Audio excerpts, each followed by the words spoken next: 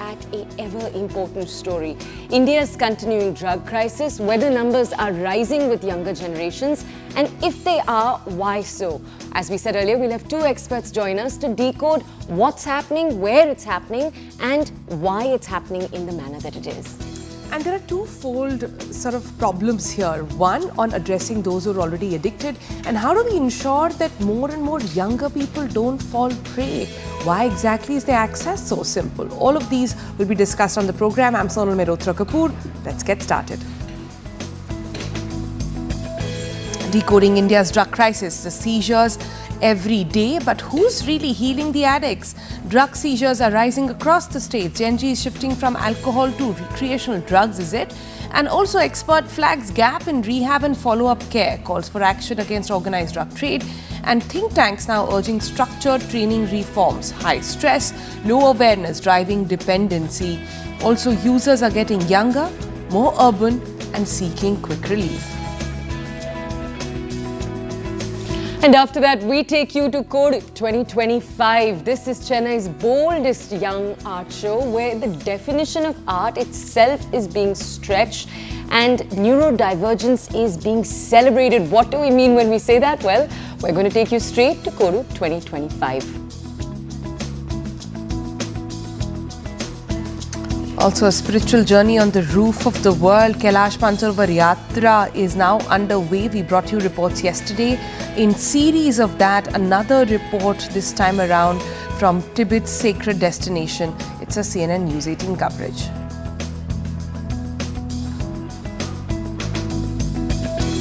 And from Kailash Mansarovar, we take you to this sit down with Boman Irani. Boman and Diana Penty both have us in splits, but also lots of wisdom shared in this chat. This is, of course, Showsha with the stars sharing their behind-the-scenes secrets.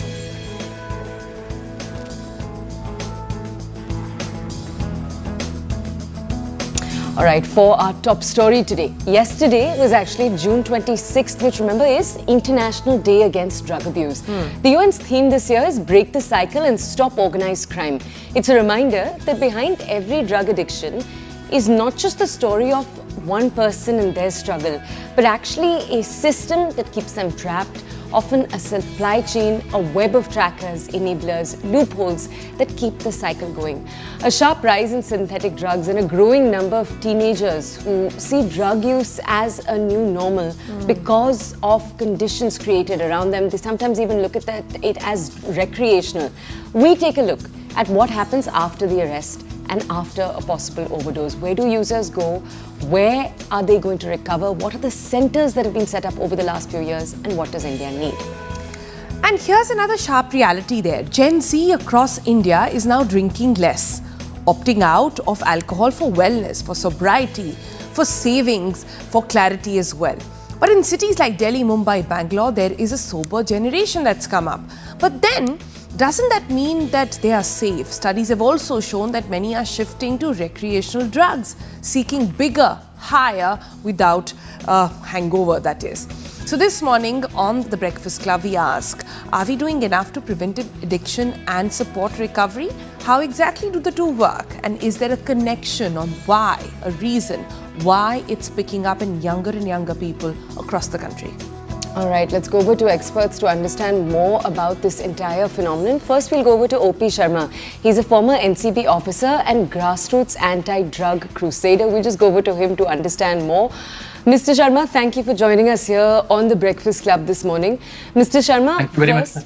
Thank you. First, walk us through what you've observed over the last few decades. We want to understand what has the change in patterns been in drug use, in the age of drug users, perhaps in the regions drug use is happening. What have you observed are the changes today? Thank you very much for inviting me to this show, ma'am. In the last 2-3 decades, I have seen that the drug supplies have increased tremendously. And being a former NCB officer and while, having worked on Indo-Pak border and Jammu Kashmir and Himachal Pradesh and Chandigarh, I strongly believe that the supplies are responsible for the drug abuse prevalence in our country. Correct. Look, we have nearly 40 metric ton of heroin consumption nowadays.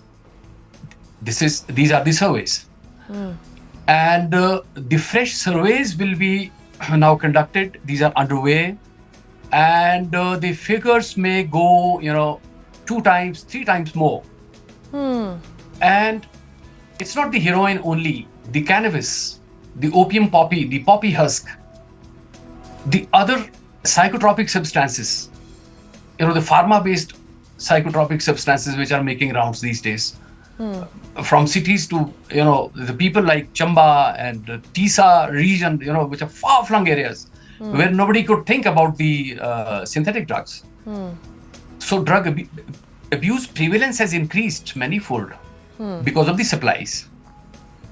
The supplies are the most important factor, I think, that we should address. You're absolutely right, Mr. Sharma, because when you look at consumption pattern, there is only, it has to be where it's coming from. And importantly, it has to be who's funding it. And, the irony here is that every now and then, almost on a weekly basis now, we see that the agencies have caught up a big supply. We hear that, okay, so many kgs have been found, so many kilos have been confiscated, and they've got the people behind it, etc.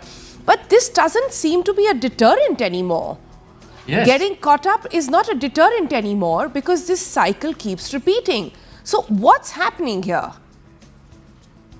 The question is, whom are you catching?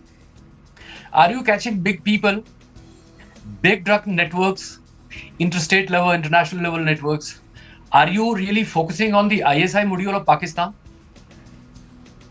You have hundreds of metric tons of heroin production, in Pakistan and Afghanistan, and there is a ISI policy to pump drugs into India.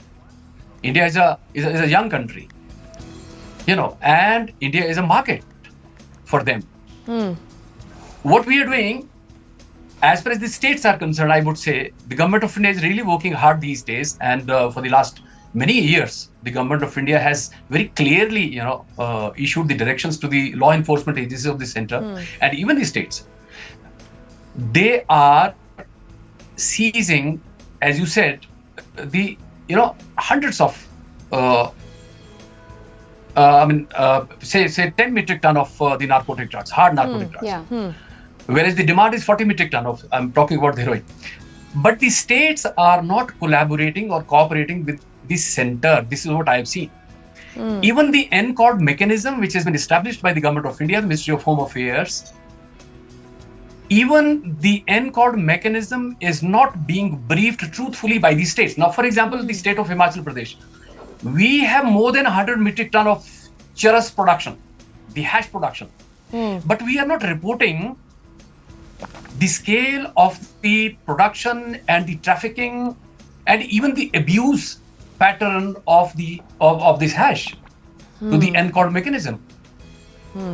So if you don't survey, if you don't get to know about the real problem in your state, how could the central government assist you or help you?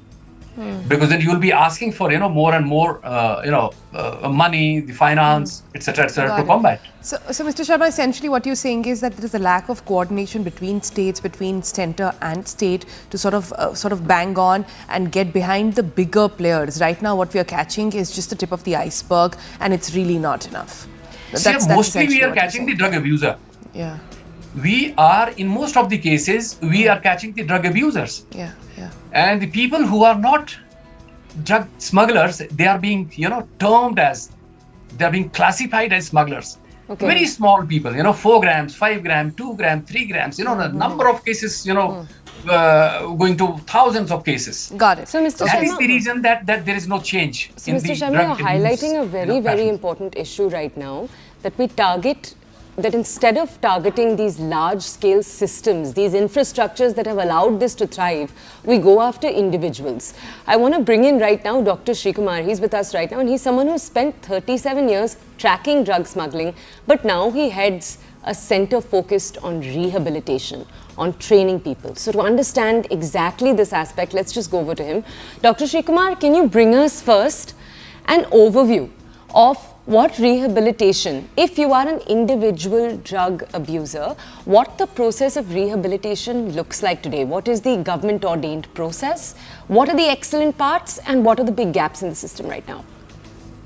Good morning, madam. Thanks a lot for inviting me to your channel. I would like to supplement what Mr. O.P. Sharma, my colleague, has told. I would just like to give you an overview. If you see the Arabian Sea, you have what is called as the southern route, coming all the way from Pakistan and Afghanistan and Iran. And this is the place where maximum drug trafficking takes place, and it goes all the way down to Mali. Now, if you see last few months, maybe April, May, Sri Lanka has reported massive seizures. In fact, just 1 month back at Colombo airport, they have seized a massive cocaine consignment. And I am worried that we are very silent on this part of the coast. We have not been able to make any major seizures to the extent that Sri Lanka is making. So if Sri Lanka can make a case, it is really baffling why India can't do it. But anyway, that is for the enforcement agencies to tackle. We are now on a bigger issue, whether we are doing sufficient measures to combat drug trafficking, especially among the youth of the country. Now, there's something called as the Global Drug Policy Index. We are figuring 18th in the list. I mean, this index gives you the measures taken by the government for humane treatment of drug addicts. So number 18, we are pretty low.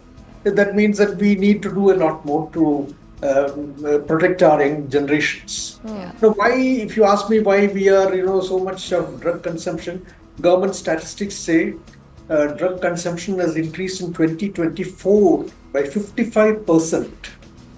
It's a very, very high rate. And then I think what the government says and what the enforcement agencies are seizing, there seems to be a very big gap. Now, why, if you ask me why, I would say, the stress levels in our society is very, very high now. Unemployment is there, underemployment is there, the family crisis is there, divorce rates, you see, the divorce rates are very high, late marriages, so many things are there, and the young generation, they are always after a quick fix. You can't tell them that, you go and do meditation, you go and do, all sorts of yoga and all those things, which would take a lot of time. Everybody wants instant relief. And I'll tell you the problem. The other day, I had gone to address a group of lawyers on NDPS Act it was. But after I told that, one young lady lawyer, she stood up and she told me, sir, what is your problem if I take a little drugs? I mean, it makes me happy. I'm energetic and I can do my job better. What answer do I give to her? So I told her, Madam, no problem. Let us meet after 1 month and then let me see whether you will be giving the same answer to me. See, other day I had gone to a rehab center. I was actually invited to a pharmacy college to give a lecture on drug awareness. And then when I went there, the principal told me, sir, we are also running a rehab center. Why don't you come and visit that place? So I went there. And the manager there just told me, he's a doctor, he just told me, do you mind if I call a girl here to share her experience? Okay. And then he asked somebody to bring the girl, and then, very young girl. She must be, she looks just hardly 9 or 10 years, but I believe she was studying in college. This girl came and sat next to me. And this manager was guiding her, tell your name, tell for what you're studying, and all those things. And then he told her, okay, you can leave. Then he told me, sir, do you know who that girl is? So I said, I have no idea. So he said, this girl, she wanted to do her higher studies in a prominent city. I don't want to name that city, it doesn't look nice. But it is well known for drug addicts. and very studious girl. She went there, and I don't know what happened. She came after a few months for a vacation back home, and she made a strange request to her parents. I would like to sleep tonight in between both my brothers. The parents didn't think much about it. They said, okay. And well past midnight, what happened was there was blood-curdling scream coming out. And the parents woke up and they realized that this was coming from the children's room. And the door was locked. And by the time all the neighbors, they came, and everybody broke open the door to see this small girl. She was having a scissor in her hand, and she had killed one brother. And she was chasing the other brother around the room. Somehow she was overpowered. And it was a murder case. We get your point, Dr. Srikumar. What you're trying to say is that, when it comes to drug abuse, there are two kinds of problems. One is a casual use of drug abuse that happens in urban India. And then the other is the systemic targeting in rural spaces. We've seen what happens in Punjab and other places. Movies have been made about it. It's been well documented. But so let's not talk about the recreational drugs right now, because that's a different problem altogether. We are looking at systemic, where it's been pushed down people's throat, where it's been orchestrated in a way that it runs like a full, where people are targeted. Let's put it that way. Why is it that Punjab and Haryana both face unemployment issues? Why is it that Haryana has managed to make so good out of it? Their youth is all engaged towards sports, and they're putting all their energies into sports, into army, into doing something else, and Punjab has failed on that front. Why is it that one section or one sect of society, and it's not just got to do with it, this is not politics, right? This just got to, I'm just trying to understand, how is it that one area flourishes and manages to fight it with the same problems and the other does not? Where is the failure? Where is the gap? My view is that, Punjab is one state where the youth are highly focused on going abroad. There is heavy pressure on the youth to leave the country and go to destinations like Canada, Australia, US and other places. And they are spending a fortune on that. And this creates a lot of problem, because those who don't have money, what do they do? The stress levels are so high that people have to resort to something which would give them instant relief. And what can give instant relief except these drugs? 1 gram of drug, puts you into a different world altogether. You forget all your worries. You don't have such a thing anywhere else in the world. But, of course, Himachal has done a lot of progress on this front. But then you have to see the profile. Now you come to my own state, Kerala, where I am there. Again, the same problem. Students, everybody wants to leave the state. There is no student who wants to learn in India. They all want to go away somehow. They are all preparing for that. So, what happens is, one is the money factor. You require huge money. People are, parents are selling their landed property, their houses. No, I get that, but it could be education, it could be getting a job, it could be a lack, it could be a crisis of any order, it could be a breaking family, it could be anything. Triggers are one in plenty. We live in a world which is not ideal, right? Triggers are going to be one in plenty. Why is it that more and more young people are falling for it now, is my question. See, it has become a fashion. And Mr. Sharma also, if he can sort of pitch in on this one, Yeah. I think the difference between Haryana and Punjab is that Haryana has developed a sports culture. Right. Whereas Punjab has left the sports culture. It would remind you that, Punjab was very good in sports, hockey and other sports. Now Haryana has developed that culture, but Punjab has left that culture. The young generation is engaged in sports activity in Haryana more than in Punjab. And of course, the factor like money making, overnight, millionaire, billionaire, that goes on everywhere. But I would caution Haryana also that they are also in the target now. Because, Himachal was also not like this. Drug prevalence has increased many folds in Himachal Pradesh now because of the neighboring state, the things which are happening in Punjab. and then in Pakistan, and then Punjab, and also the neighboring state, the Jammu and Kashmir. The similar things will now percolate. They'll have an access to Haryana now, and Delhi is already vulnerable, especially certain foreign nationals. They are into international drug cartels, and even Himachalis, boys and girls, young boys and girls, they go to Delhi and they procure their stuff from there. Now, darknet is playing a huge role now. In drug supplies. So the parents do not know what's happening in the next room. But the drug supplies are there. But we have to address the question of we nexus. have to engage our young people. We have to address the question of nexus. This can't happen without some people looking the other way. This has to be a nexus. This cross-border, the trickling in that is happening, cross-border of between states that is happening, how it's being allowed to happen. It has to be allowed. It can't, percolate this way. So no, we have to see the corruption level also. That is one reason. Yes, that absolutely. is one reason. We must speak it out. Yeah. We don't speak generally because we are targeted. We are targeted then. Yeah. People won't ask you to deliver lectures. They just isolate you. Once you straightway you speak.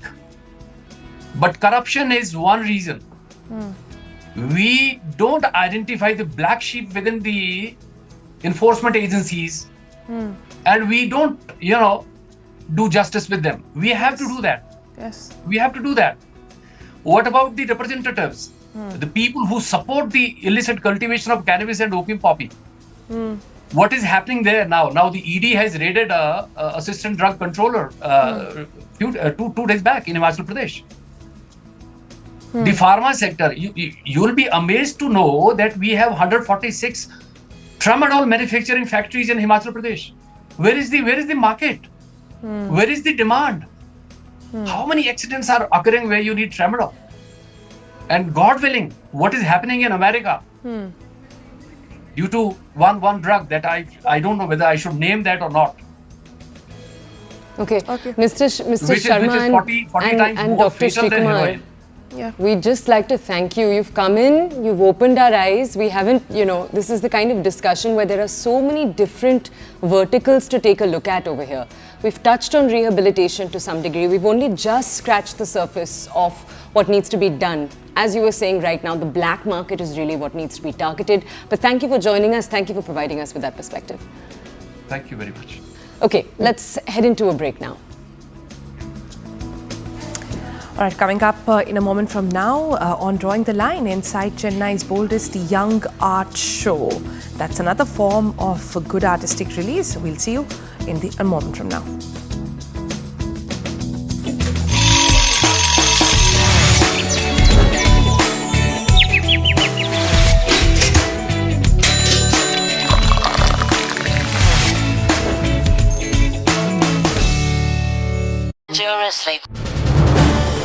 This is News 18 Network.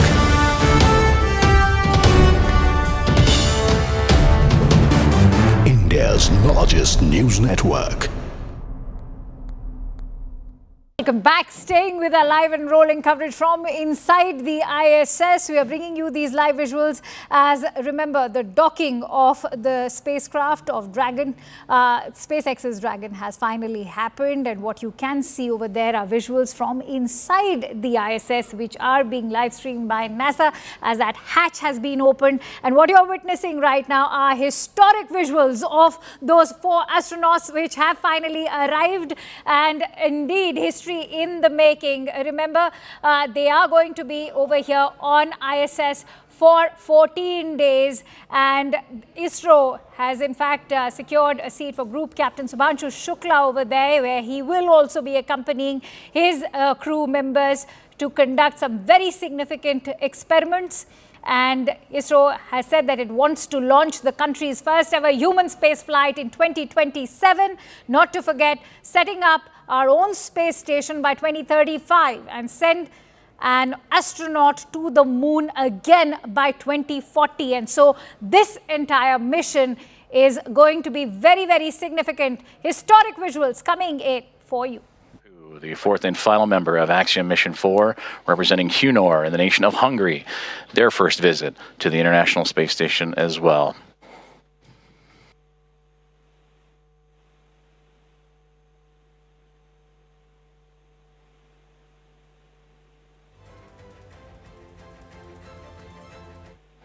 Great big hugs and handshakes across all members of Expedition 73 and Axiom Mission 4 as Anne McLean and Nicole Ayers of NASA, along with Johnny Kim, Kirill Peskov, Sergei Ryzhikov, and Alexei Zabritsky of Roscosmos, and Takuya Onishi, commander of Expedition 73 and of JAXA, with handshakes and hugs for Peggy Whitson, Shubhanshu Shukla, Sławomir Uznański-Wisniewski, and Tibor Kapu. And with their arrival to the International Space Station, that now makes 288 visitors to the orbiting laboratory.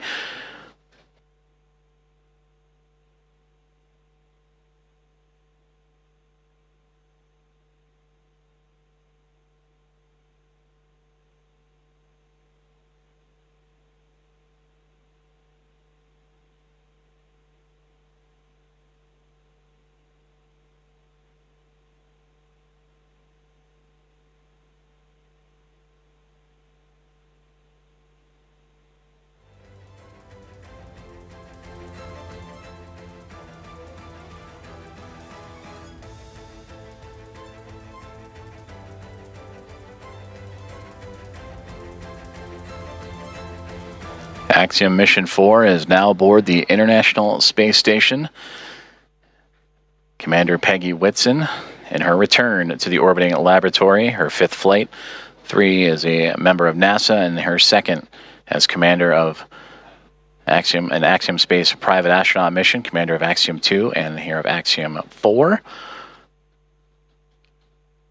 Regaling the crew with smiles and stories.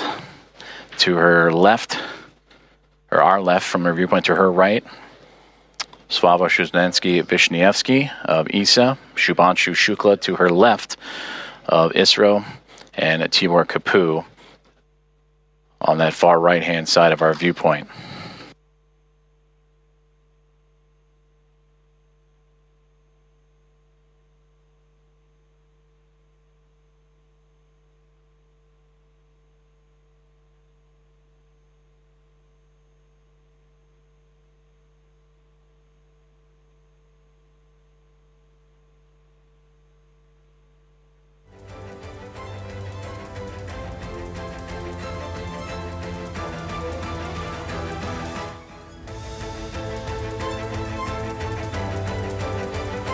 The crew is safely aboard the International Space Station. Welcome again to Axiom Mission 4. And we are continuing to target a formal welcome remark from the crew and being joined by the Expedition 73 team as well. That'll be at approximately 8:35 a.m. Central Time. And from there, they will receive a safety briefing and begin their nearly approximately 2-week mission aboard the International Space Station, in which they will participate in around 60 research investigations representing 31 countries, with more than 24 of those experiments sponsored by the ISS National Lab.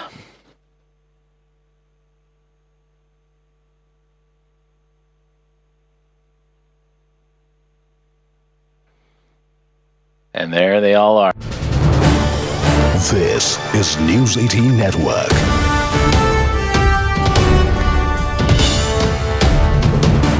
India's largest news network.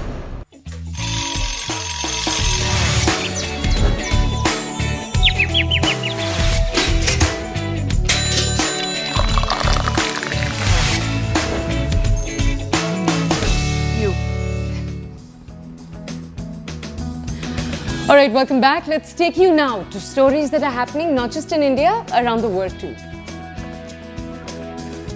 First up, in much controversy, Prada's recent showcase in Milan that featured sandals strikingly similar to the traditional Kolhapuri chappals, but these ones are priced at 1.2 lakh rupees. The luxury brand faces backlash.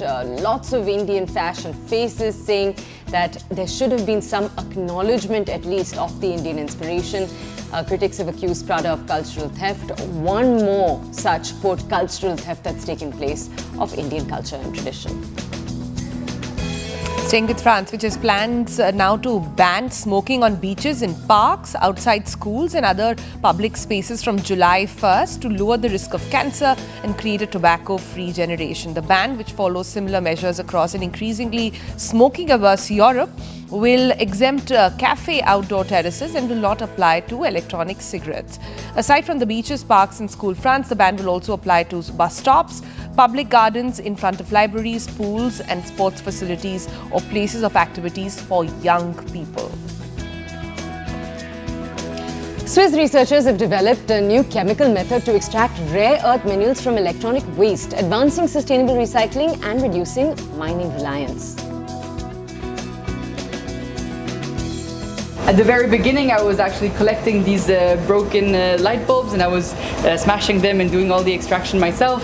Now, luckily, we work with recyclers, so we kind of like already get this phosphorus powder, so the white part that is coated inside of the fluorescent lamps, and we can then apply the chemical process on this powder. We were able to understand these elements and to exploit their really unique properties. We have to find better ways to separate them and also to do it from waste, so that you also avoid all the geopolitical and environmental impact of mining. Jeff Bezos and Lauren Shanzets kicked off their 3 days of lavish wedding celebrations in Venice with tight security shielding their VIP guests from protesters. Amongst the newly arrived guests were the likes of Bill Gates, Orlando Bloom, Oprah Winfrey, Kim Kardashian, some 200 to 250 A-listers from showbiz, politics, finance are expected to take part in what has been widely dubbed as the wedding of the century, but not without its controversy. Almost the locals, they're asking them to go back.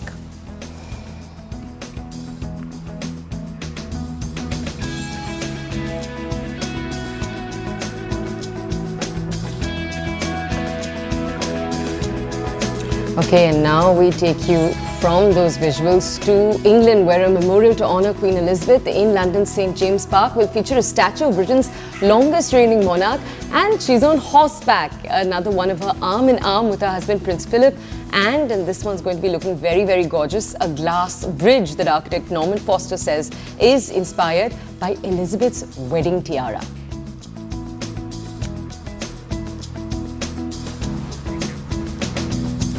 Chinese automakers search for new markets as they face restrictions on exports to the US and Europe.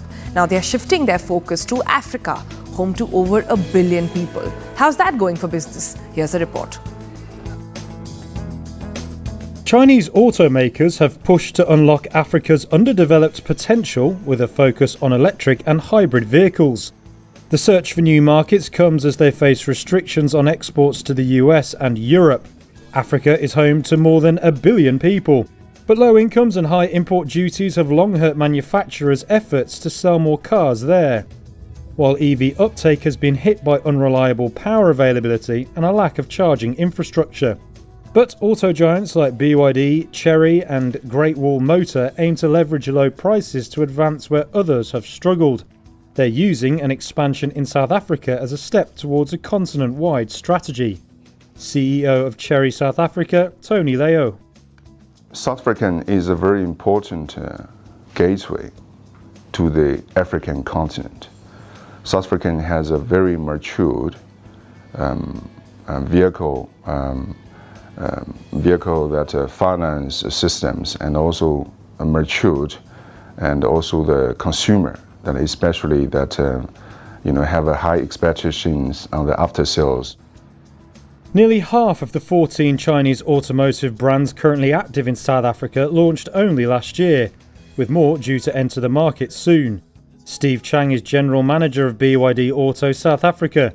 He isn't concerned by the continent's slow adoption of EVs. We started a business where everyone else doesn't believe there's a market, for battery electric vehicle and plug-in hybrid vehicles. So by showing that, together by bringing more models into the country, I think it's clearly showing the consumers and the South African public that we are here to stay. Growth of new EV sales has been slower than expected in many wealthy markets, but industry sources see massive potential for growth in Africa. South Africa built just under 600,000 cars last year, But the government estimates production could grow up to 1.5 million by 2035. All right, let's shift focus entirely to something different. CNN News 18 continues its special coverage of the Kailash Mansarovar Yatra. It's one of the most revered pilgrimages in the world. And after a 5-year gap, the first batch of Indian pilgrims has embarked on this sacred journey to the Holy Mount in Tibet. Now, our team at the network has been following the pilgrims' journey, and we've also just completed the 6-kilometer trek on the outer quorum of Kora, as it's called, of the Holy Mount. Siddhant Mishra is on the Yatra and has been bringing us reports. Here's another one. We have reached Lake Mansarovar after first visiting Flag Square, then trekking for about 6 kilometers in the outer Kora of the Holy Mount. Finally, we have made to the holy Lake Mansarovar. Its pure waters, varying in color from clear blue to deep emerald green, and its high altitude contribute to its mystical aura. The lake is also considered the source of several major rivers, including the Indus, Satluj and Brahmaputra. One can very clearly see holy Mount Kailash in my background, which is not clearly visible right now given cloudy weather here. Today I am feeling blessed to be present here in Mansarovar doing parikrama and meditating at Lake Mansarovar, a once-in-a-lifetime experience. Two of the most iconic sites of Mansarovar, Lake Rakshastal and Lake Mansarovar. We are right now at Lake Mansarovar. Have some mysteries, legends associated with their origins. The two enigmatic water bodies of Mount Kailash are always compared to each other because of their contrasting shapes and stories. Located at 4,590 meters above sea level, Lake Mansarovar, where I am reporting from, is a freshwater lake. It is believed to be created in the mind of Lord Brahma first and then manifested on earth. Hence the name Mansarovar in Sarovaram means lake. The lake is round shaped, as you can see, and is considered to be a symbol of light or brightness. It is personification of purity. The fortunate pilgrims who drink the water of this lake are believed to have been cleansed of their sins. The lake is not only sacred for Hindus, but the Jain scriptures say that the first Tirthankar, Rishabha, attained nirvana here. The Buddhists equate this lake with Lake Anavatapta, which is Sanskrit means the unheated. Lying to the west of this Lake Mansarovar is Lake Rakshastal, which in Sanskrit translates to Lake of the Demon, because Ravan once took a dip in the river. Legends say this is the place where the king of Lanka, Ravan, performed intense penance to please the god of destruction, Shiva. I am at Mansarovar Lake, and behind me you can see the holy mount. According to Hindu text, Mansarovar Lake was first visualized by Lord Brahma in his mind, after which it materialized on earth. The word Mansarovar is derived from two words, Mansa, which means mine, and Sarovaram, which means lake. One can spot a lot of swans around the lake. The lake is also often regarded as one of the 51 Shakti Peeths of Sati. As per the text of Devi, the hands of goddess Sati fell at the holy lake in Mansarovar. A unique sound can also be heard during summer when the snow melts. The Kailash Mansarovar lake, or often regarded as Mansarovar Jheel, is deeply pious and sacred. Drinking the holy water of Lake Mansarovar is said to be a grand redemption for the sins committed by the blessings of the Lord Shiva. Scientists have been researching the Kailash Parvat mysteries since the ages. There are a lot of untold facts and secrets surrounding this holy mountain. Several people have experienced the unusual growth of nails and hair in just 12 hours after reaching Mount Kailash.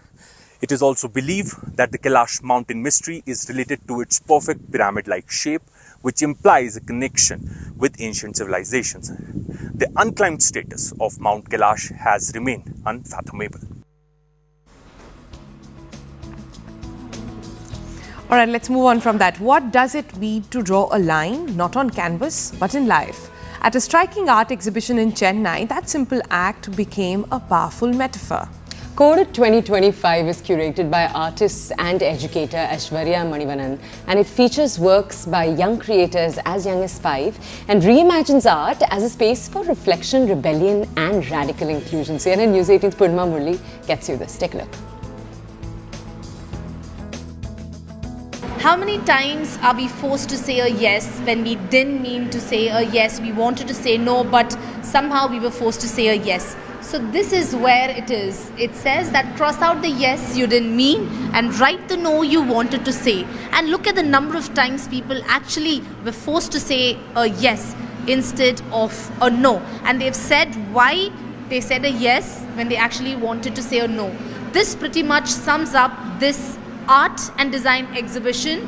This theme is titled Kodu 2025. Kodu is a Tamil word meaning a line. And this theme is basically an act of drawing a line as a process of reflection and self-inquiry.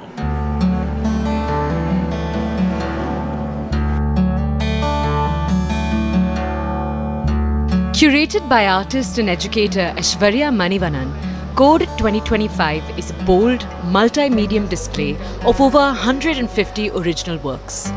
Created by 25 artists aged between 14 and 25. The youngest is a prodigious 5-year-old.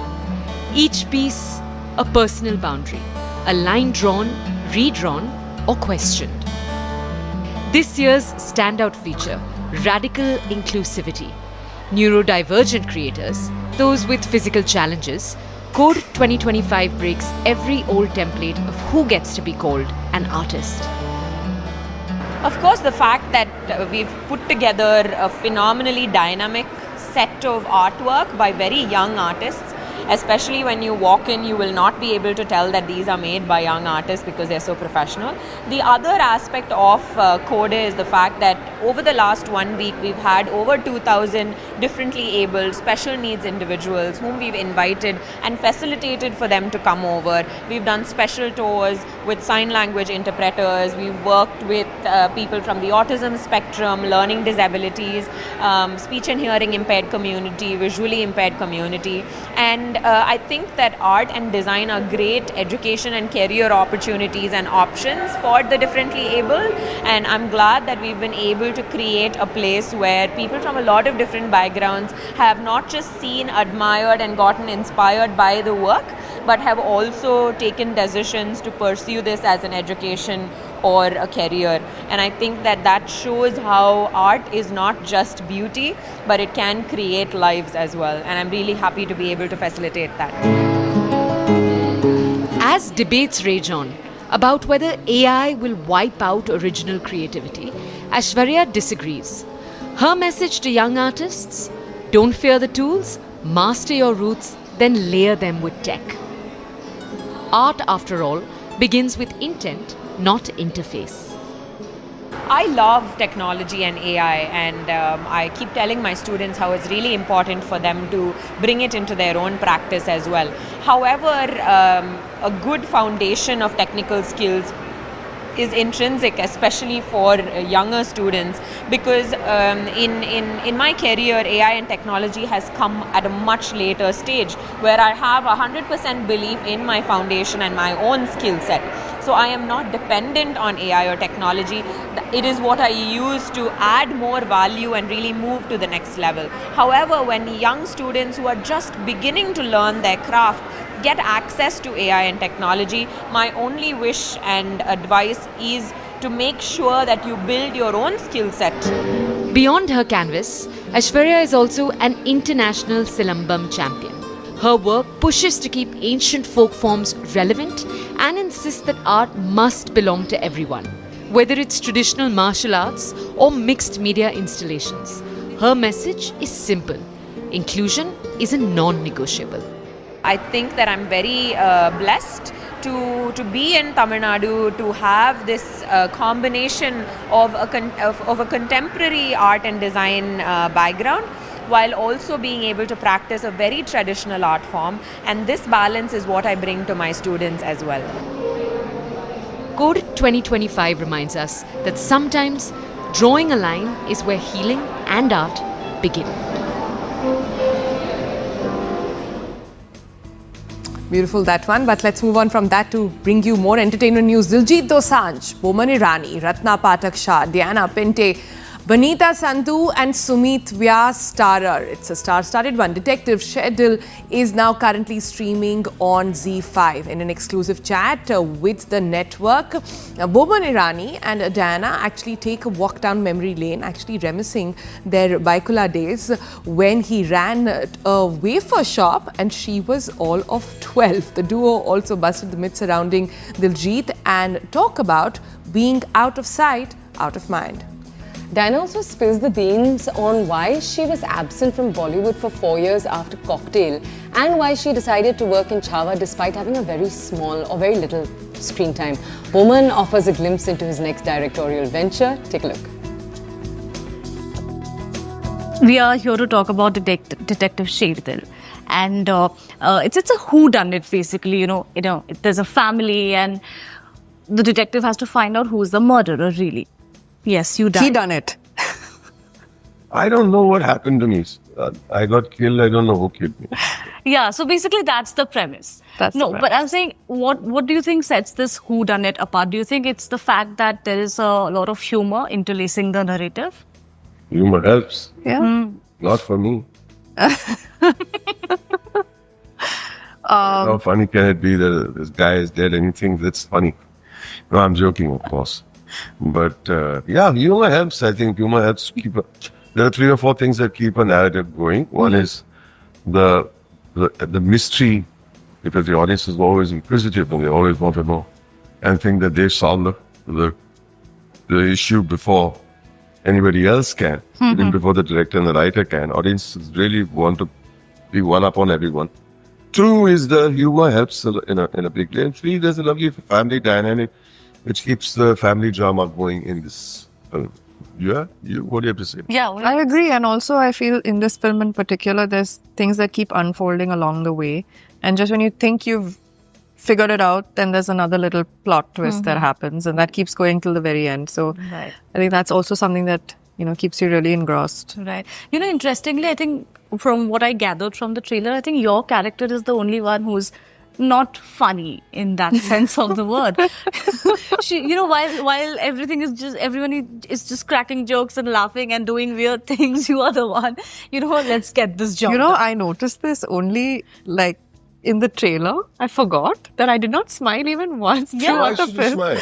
I mean, you could still be a pleasant person and solve a mystery at the same time. But in real life, you're not pleasant. So So let it be. Don't force I suppose, anything. yeah. I Just suppose don't force anything. might as well just be myself. Now, what is the playing characters and all? Who cares? Just be Diana.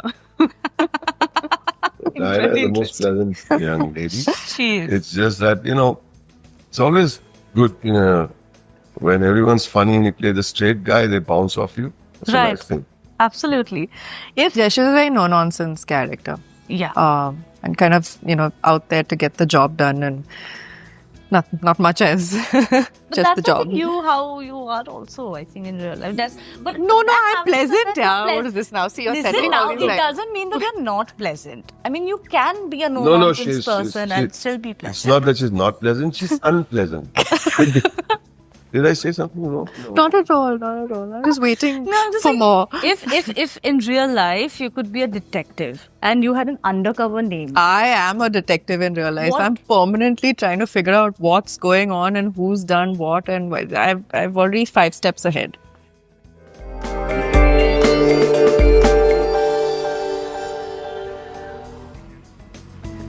All right, next we bring you a special segment on financial markets powered by Money Control Pro, Money Control's premium destination for investing and business insights. Let's look at how the markets are pegged to open this Friday morning. GIFT Nifty trends indicate a strong opening for Indian equity markets today.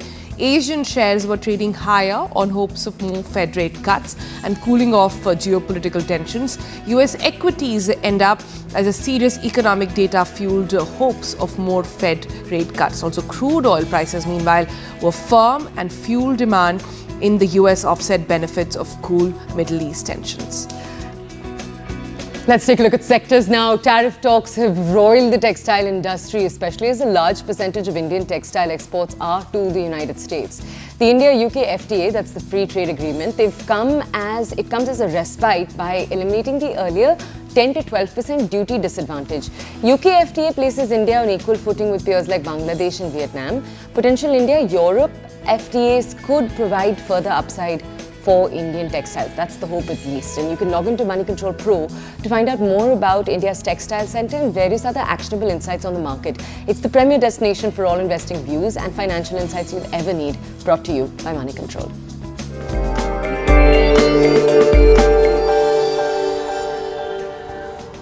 All right, on that note, we're going to slip into a very quick break. Coming up on the other side, we've got some special videos for you and big news coming in from the world of fashion.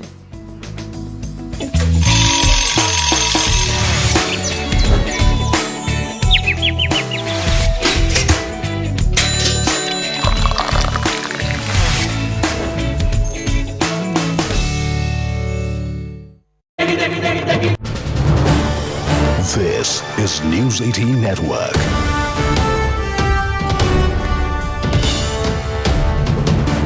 India's largest news network. Fresh political flashpoint is brewing in Bengal. Chief Minister Mamata Banerjee has lashed out at the Election Commission of India, accusing it of pushing ahead with the special intensive revision of electoral rolls without consulting political parties. Mamata alleges that common Bengalis and migrant workers are being harassed under the garb of voter verification and claims the entire process is being politically driven by BJP's campaign machinery. She says the BJP and the ECI are treating state governments as subservient and warns Bengal is being unfairly targeted, even as Bihar, where the process is also being conducted, is being spared scrutiny. The BJP has hit back. Leader of opposition Suvendu Adhikari has accused Mamata of resorting to appeasement and corruption and claims she is now threatening a constitutional body. Adhikari has demanded action from the Election Commission over her remarks. Sometimes they do not know where is the villager, especially the poor people, especially the hawkers, bakers, or the poor people, commoners. Where they will get the mother certificate, the father certificate? Is it NRC? Is it they are doing or working to establish the NRC? What is their intention? Please let us clarify. Is gradually losing her ground due to her high appeasement and huge corruption. For that reason, she is now feeling fierce crisis. Due to this reason, she is threatening Election Commission. Election Commission is a constitutional body, it's an autonomous body. Please take appropriate action against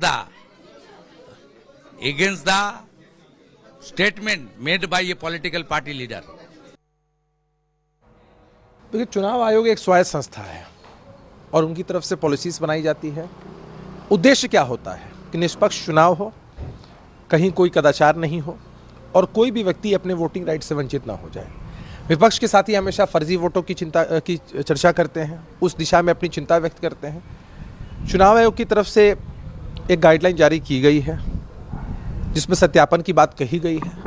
होता यह है कि कोई भी नियम जब बनता है तो उसके प्रैक्टिकल क्रियान्वयन में कई बार दिक्कतें आती हैं, तो हमें लगता है कि सबको अपने सुझाव देने चाहिए और जो सबसे उचित और सबसे प्रैक्टिकल फैसला होगा वो चुनाव आयोग की तरफ से किया जाएगा। Fresh political flashpoint is brewing in Bengal. Chief Minister Mamata Banerjee has lashed out at the Election Commission of India, accusing it of pushing ahead with the special intensive revision of electoral rolls without consulting political parties. Mamata alleges that common Bengalis and migrant workers are being harassed under the garb of voter verification and claims the entire process is being politically driven by BJP's campaign machinery. She says the BJP and the ECI are treating state governments as subservient and warns Bengal is being unfairly targeted, even as Bihar, where the process is also being conducted, is being spared scrutiny. The BJP has hit back. Leader of opposition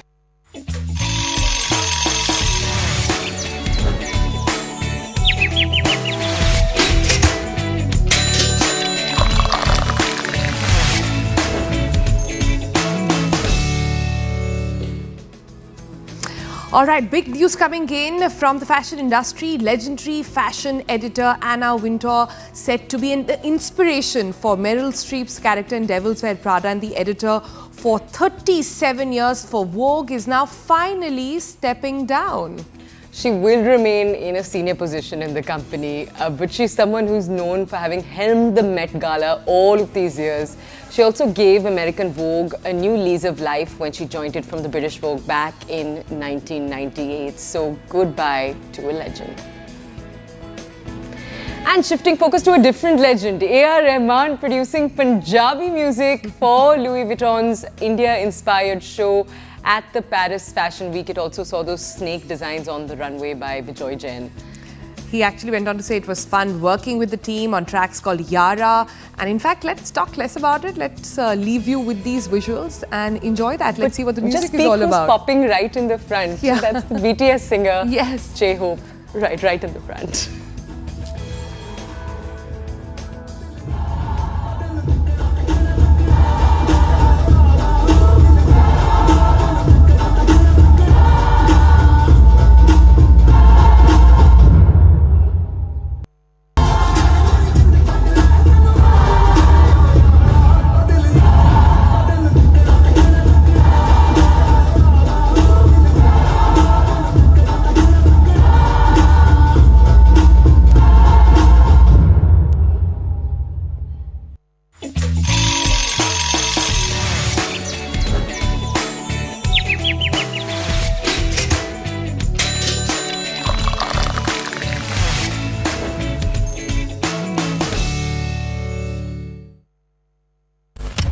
A resounding response to terror.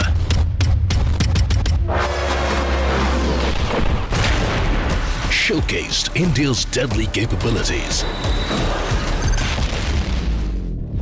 Now, top military minds will dissect India's strategic capabilities to seize the opportunity to become a global defense manufacturing powerhouse. CNN News 18 Town Hall. From borders to business, the strength of Bharat. June 28th, 3 p.m. onwards on CNN News 18. Brought to you by. This is News 18 Network.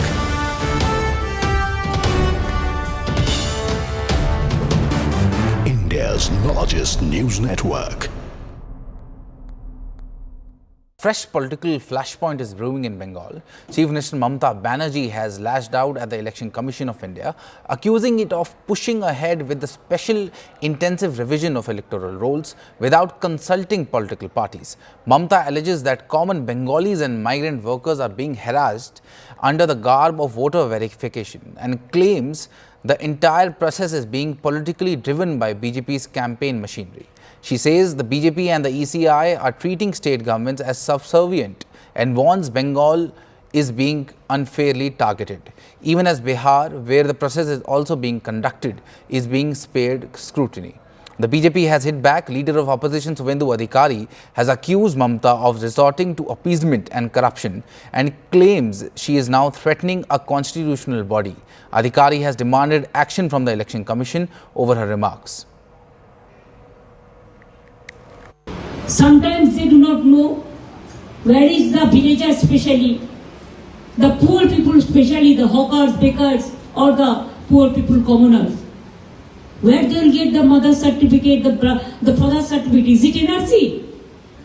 Is it they are doing or working to establish the NRC? What is their intention? Please let us clarify. Is gradually losing her ground due to her high appeasement and huge corruption. For that reason, she is now feeling fierce cases. Due to this reason, she is threatening Election Commission. Election Commission is a constitutional body, it's an autonomous body. Please take appropriate action against the statement made by a political party leader. देखिए, चुनाव आयोग एक स्वायत्त संस्था है और उनकी तरफ से पॉलिसीज बनाई जाती है। उद्देश्य क्या होता है कि निष्पक्ष चुनाव हो, कहीं कोई कदाचार नहीं हो और कोई भी व्यक्ति अपने वोटिंग राइट से वंचित ना हो जाए।